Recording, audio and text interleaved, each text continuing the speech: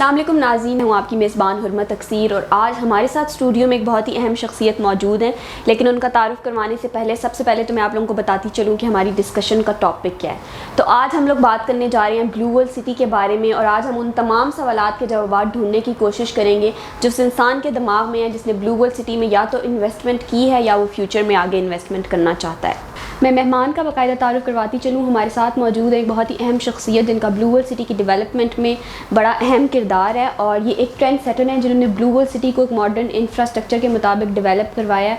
तो हमारे साथ मौजूद हैं ब्लू वर्ल्ड सिटी के मास्टरमाइंड सरफराज अहमद गोंदल जो कि ब्लू वर्ल्ड सिटी के एमडी और कंट्री सेल्स हेड हैं। अस्सलाम वालेकुम सर, क्या हाल है आपका? इसके अलावा हमारे साथ स्टूडियो में मौजूद हैं फेराजी के CEO सर तोकीर हाशमी। अस्सलाम वालेकुम सर। तो सबसे पहले तो आपका बहुत बहुत शुक्रिया कि आपने अपना इतना कीमती वक्त निकाला और आप यहाँ पे तशरीफ़ लाए हैं। तो अब हम अपने सवालात का सिलसिला शुरू करते हैं।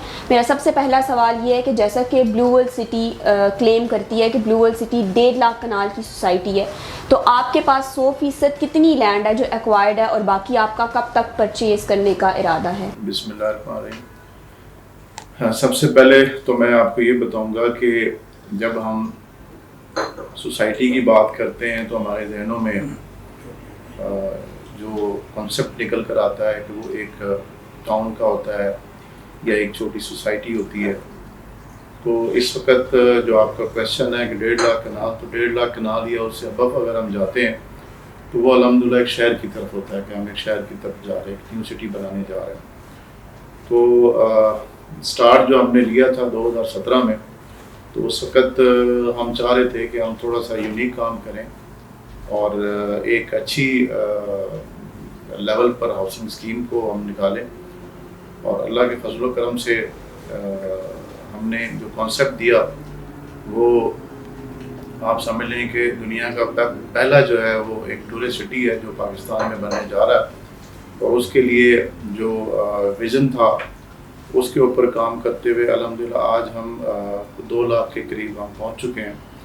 और हमारा जो ये सिलसिला था लैंड परचेज़ करने का, वो एक ऐसा अमल था जिसके ऊपर इस वक्त तमाम सोसाइटियों को, तमाम टाउन्स को, तमाम सिटियों को हैरत भी है और मैं समझता हूँ कि परेशान भी हैं कि लोग बड़े बड़े दावे करते हैं कि जी हम अपनी टाउन को या हमारे पास इतनी ज़मीन है, इतनी एरिया है, लेकिन हमने अल्हम्दुलिल्लाह बहुत से दोस्तों और ख़ासकर रियल एस्टेट सेक्टर में जितने भी हमारे साथ लोग जुड़े हैं जिन्होंने हम पे उस वक़्त एतबार किया जब लोगों पे एतमाद ही नहीं होता था, तो आज हम उनके उस एतमाद के भरोसे पे जिस लेवल पर इस सिटी को डेवलप कर रहे हैं, वो अगर आप डेवलपमेंट का म्यार और डेवलपमेंट का एरिया देखें तो आपको अंदाज़ा हो जाएगा कि अल्हम्दुलिल्लाह ये इस्लामाबाद और पंजाब की सबसे बड़ी जो है ना हाउसिंग स्कीम बन चुकी है। और जो लैंड बाइंग का हमारा जो सिलसिला है वो अल्हम्दुलिल्लाह आप समझ लें कि हमारी कोशिश होगी कि जितना भी एक्सटेंशन जो है ना हमें ज़मीन मिलती जाए, अगर वो 2 लाख है या वो 2.5 लाख है तो हम वहाँ तक भी हम जाएंगे। और इसका बेसिक जो पर्पज़ था वो यही था कि जब आप किसी टूरिस्ट सिटी को डेवलप कर रहे होते हैं तो वहाँ पर जो चीज़ें हम लोग लेके आते हैं जिससे लोगों को कॉन्सेप्ट उभरता है कि यार हम जाएं और वहाँ जाकर जो है ना हमने एक ऐसे शहर को आबाद होते हुए देखें या ऐसे शहर का हिस्सा बने जहाँ हमारे लिए लग्जरीज रेजिडेंशियल एनवायरनमेंट भी हो, जहाँ हमारे लिए कमर्शियल एक्टिविटीज़ भी हो, जहाँ हमारे लिए हेल्थ की प्रॉब्लम ना हो और जहाँ पर हम उसी एक ही शहर के अंदर रहते हुए एक ही ब्लॉक्स को देखते हुए हम वहाँ पर अपनी आने वाली नस्लों को भी अपने साथ आबाद होते हुए देखें। तो ये है बिल्कुल। जी सर साहब, आपने जब ये आगाज़ किया 2017 से, उस टाइम पे ये प्लान था कि इतना बड़ा रकबा एक्वायर करेंगे और इतना बड़ा मास्टर प्लान बनाएंगे? और दूसरा ये कि ये जो आपने 2 लाख कनाल का बताया, तो ये फ्यूचर कहाँ तक है? कितने हज़ार कनाल तक या कितने लाख कनाल तक हो जाए? देखिए, जिस वक्त हमने स्टार्ट लिया था उस वक्त स्टार्ट में ही हमने इस तरह डेवलपमेंट और इस तरह की मैनेजमेंट शुरू की थी कि हमारा जो आइडिया था बेसिकली वो यह था कि हम इसको कोई 50,000 से 1 लाख कनाल तक लेके जाएंगे। लेकिन उसके बाद जिस कॉन्सेप्ट पे हमने काम किया, जिस इंटरनेशनल लोग पर हमारे साथ लोग जुड़े, जिस तरह पाकिस्तान लेवल पे हमारे साथ जुड़े, तो वो एरिया इस तरह का डेवलप होता चला गया। जैसे वहाँ पर एयरपोर्ट करीब आ गया, जैसे वहाँ पे रिंग रोड बन गया, उसके अलावा बहुत से ऐसे गवर्नमेंट के सेक्टर्स वहाँ पर इस वक्त तामीर हैं, और जिन्होंने अगले 5-10 सालों में जब निकल कर आना है तो इस खत्ते की अहमियत जो अलग से हो जानी। तो हमने जो मेन कॉन्सेप्ट था कि कोई भी डेवलपर्स जो है ना, उनकी कोशिश होती है कि किसी एक शहर में 5-10 हज़ार 20 हज़ार कनाल खरीदारी करके एक प्रोजेक्ट लॉन्च करें, उसके बाद वो अगले शहर, फिर अगले शहर।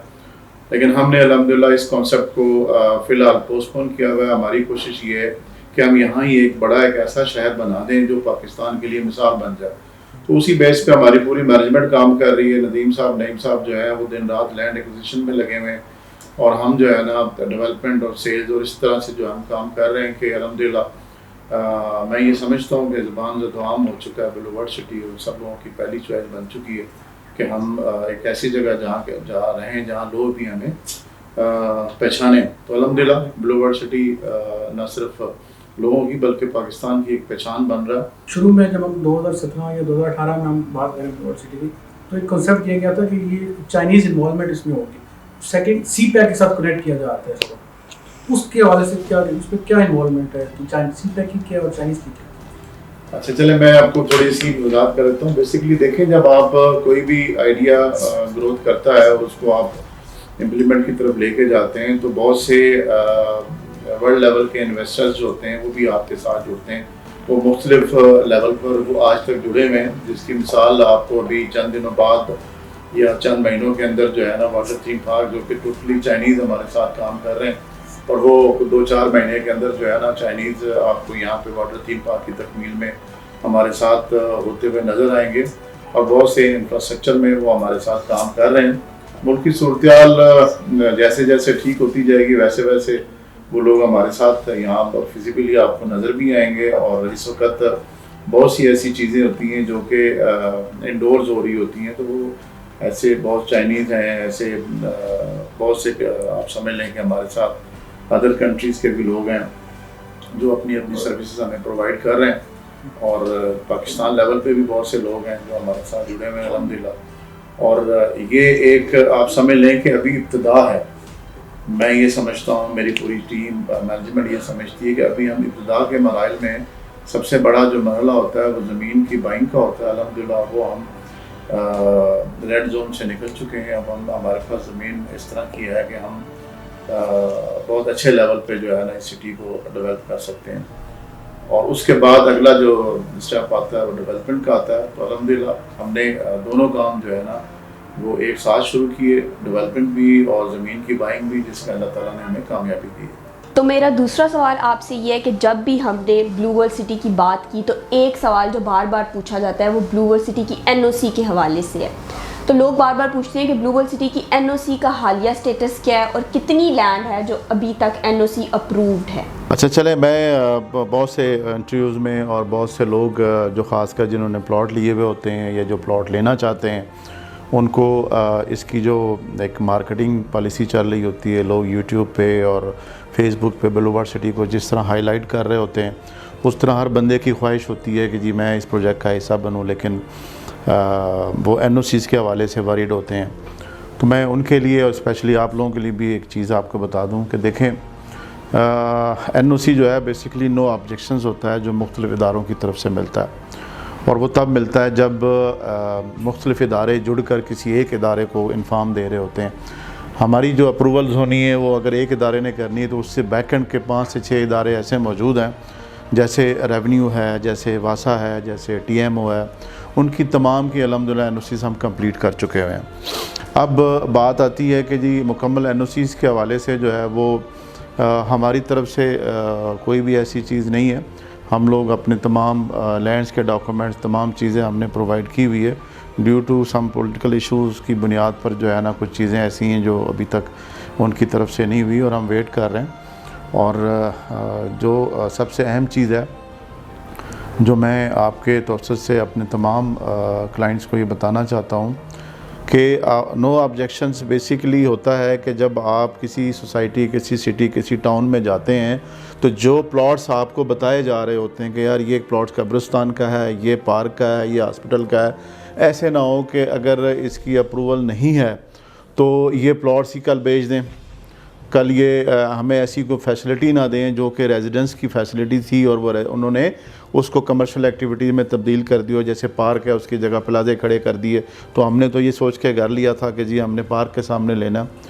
तो बेसिकली ये इस बेस के ऊपर जो है ना इदारों से अप्रूवल ली जाती है और वो इदारों उसकी मॉनिटरिंग कर रहे होते हैं। तो अल्हम्दुलिल्लाह बिलूवर्ड सिटी में ये कॉन्सेप्ट थोड़ा सा चेंज है कि हम इस वक्त डेवलपमेंट के मराहिल से गुज़र रहे हैं और जहाँ पर इदारे जो है, जहाँ पर एक लेआउट प्लान बनता है, अगर वहाँ पर 15 फुट की गलियाँ हैं, 18 फुट की हैं, तो अल्हम्दुलिल्लाह हम 20 और 25 फुट की दे रहे हैं।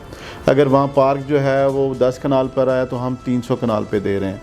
अगर वहाँ मस्जिद जो है 10 मरले पे है या कनाल पे है तो हम 4 कनाल पे 10 कनाल पे दे रहे हैं। यानी हम वो तमाम फैसिलिटीज़ जो प्रोवाइड करना है वो हम फिज़िकली वहाँ बना रहे हैं। और रोड का जो इंफ्रास्ट्रक्चर है वो अगर आप जाकर देखें तो हम डेवलपमेंट कर रहे हैं। हमारे पास 200, 300, 250 फुट के रोड हैं जो डेवलप हो रहे हैं और ये हमें ये बायलाज में नहीं है। बायलाज में आपके पास बड़े नॉर्मल रोड हैं 50 फुट के, 60 फुट के, 70 फुट के। तो हम क्योंकि इसको as a luxuries environment they रहे हैं, हम कल को भी देख रहे हैं। देखें ये एक ट्रैफिक पिलर सिटी बनेगा जब आपकी इस किस्म की वहाँ पर टूरिस्ट प्लेस बननी है। मैं एग्ज़ाम्पल कोट करूँगा कि वाटर थीम पार्क है, वो अभी 150 कनाल है, 500 कनाल पे उसने तैयार होना है। तो वो जो ट्रैफिक आपकी इस 150 कनाल ये वाटर थीम पार्क पे जब आएगी तो उसकी काउंटिंग मैं नहीं समझता कि आप और हम अभी कर सकते हैं। आप ये देख लीजिएगा कि नारान, कागान, मरी, गिलगित जाने वाली ट्रैफिक जो है वो अपने प्लान में इसको शामिल करेगी कि पहले हम वाटर थीम पार्क का विज़िट करें, पहले हम बिलूवर्ड सिटी जो एक टूरिस्ट सिटी है उसका विज़िट करें। वो उनकी तफरी में होगा, वो 2 दिन, 1 दिन, 3 दिन के लिए वहाँ लाजमी आएंगे। तो डेफिनेट हम जो भी इंफ्रास्ट्रक्चर तैयार कर रहे हैं वो उस विज़न के मुताबिक तैयार कर रहे हैं। और अल्हम्दुलिल्लाह मैं ये समझता हूँ कि इस वक्त जो आपको देखने वाले नाज़रीन हैं, जो आपके साथ चलने वाले लोग हैं, जिन्होंने आपके साथ इन्वेस्टमेंट करनी है, ये उनके लिए बड़ा अहम मौका है कि आज वो इस चीज़ को अंडरस्टैंड करें कि वहाँ पर रहना जहाँ पर कल उनके लिए ख्वाब होगा, लेकिन आज वो उनकी दस्तरस में है। आज हमारे रेट्स जो हैं, आज हमारी जो प्राइस चल रही है, आज जो हम लोगों को फैसिलिटी प्रोवाइड कर रहे हैं, कल इसी लेवल की, मतलब मैं इस गारंटी के साथ, इस दावे से कहता हूँ कि हमारे ही साथ हम जो जुड़े हुए सोसाइटियाँ हैं या टाउन है, उनकी कीमतों में और हमारी कीमतों में ज़मीन आसमान का फ़र्क है। हम इंतहाई रीज़नेबल रेट पे काम कर रहे हैं, लेकिन गारंटेड 100% गारंटेड हम वो फैसिलिटी प्रोवाइड कर रहे हैं जो उन सोसाइटियों में भी नहीं है। तो इसलिए जब आप फिज़िकली वहाँ पे जाते हैं, आज आप आते हैं, हम आपको पोजीशन भी दे रहे हैं। हमारा कोई भी ऐसा क्लाइंट इस एरिया में मौजूद नहीं होगा जिन्होंने बर वक्त अपनी प्लॉट की कीमत अदा की और आज उसने पोजीशन ना लिया हो। अगर वो प्राइस 7 लाख की थी और आज कीमत 15 लाख की हो गई है तो उनको जैसे कि बिल्डर्स का होता है कि डिफ़ॉल्ट करार दे, कुछ भी कर, उनको प्लॉट ना दें। लेकिन हमने उसी 7 लाख वालों को जो आप लोग के साथ पहले दिन जुड़े थे, हमने उनको पोजीशन भी दिया।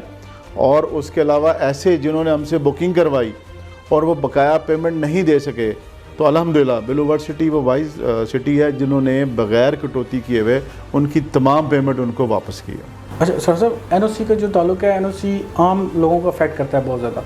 तो लोगों का जो मोस्टली क्वेश्चन होता है हमसे वो ये होता है, यार ठीक है आप सारे फीचर्स दे रहे हो, गलियाँ भी कुछ आते हैं, सब कुछ है, लेकिन अगर एनओसी डिले हो जाता है या खुदा ना खास्ता एनओसी नहीं मिलता इन फ्यूचर, तो फिर वो स्टेटस क्या होगा? हमारा जो एंड यूज़र है वो कहाँ पे, वो अपने आप को सेफ कैसे फील करेगा? उसको क्या सिक्योरिटी है कि यार वो ब्लू वर्ल्ड में इन्वेस्ट कर रहा है तो उसको मालकाना हकूक़ भी मिलेंगे, कल उसको प्लॉट जो मिल रहा है वो आके उसी का होगा कि नहीं होगा?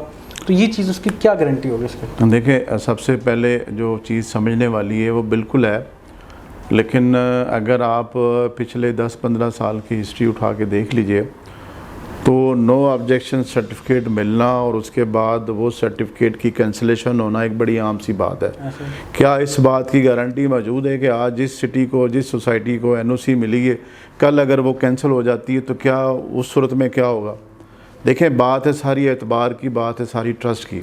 हम आपको ये बता रहे हैं कि जिन्होंने 7 लाख का हमसे प्लॉट लिया, जब जिन्होंने हमसे शुरुआत की, हमने वहाँ पर रोड इंफ्रास्ट्रक्चर बनाकर ज़मीन उनके नाम ट्रांसफ़र करके उनको प्लॉट हवाले कर दिया कि ले जी आपका ये नंबर है, ये प्लॉट है, अब हमने आपको पोजीशन दे दिया, आप उस पर काम करें। आपकी सिक्योरिटी क्या होती है? सिक्योरिटी यही होती है कि इदारे आपका तहफ़्फ़ुज़ कर रहे होते हैं कि जिस एरिया में आपने रहना है, क्या वहाँ पोल लग चुके हैं, क्या वहाँ रोड बन चुका है, क्या वहाँ पर इंफ्रास्ट्रक्चर डेवलप हो चुका है। तो अल्हम्दुलिल्लाह जब हम आपको पोजीशन हवाले कर रहे हैं तो वो सारी चीज़ें वहाँ मौजूद हैं, और जब वो चीज़ें मौजूद हैं इट्स मीन कि आपकी वो सरमायाकारी आपके महफूज हाथों में आ चुकी है।